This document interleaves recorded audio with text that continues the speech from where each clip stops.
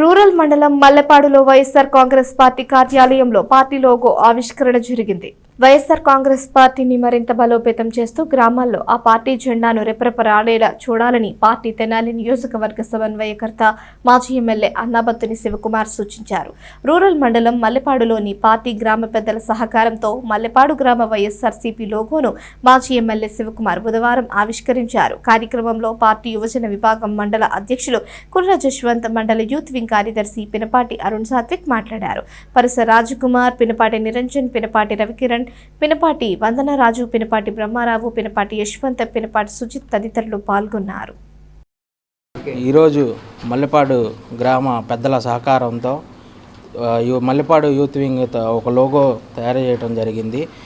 దానిలో భాగంగా వచ్చే ఎన్నికల్లో జగనన్నను సీఎంగా, అలాగే లోకల్ శివన్నను ఎమ్మెల్యేగా చేయటంలో మా వంతు కృషి మేము ప్రయత్నిస్తామని, అలాగే ఈ లోగో ఆవిష్కరించడం మా లోకల్ శివన్నతో ఆవిష్కరించడం జరిగింది. అలాగే ఈ లోగోను శివన్న ఆవిష్కరించడం ఆనందంగా ఉంది. మాకు పార్టీ కోసం మేము ఎల్లవేళలా కృషి చేస్తామని, పార్టీ గెలుపుకు మా వంతు సహకారం మేము చేస్తామని చెప్పి ఈ అవకాశం నాకు ఇచ్చిన పెద్దలకు ధన్యవాదాలు చెబుతూ సెలవు తీసుకుంటాం.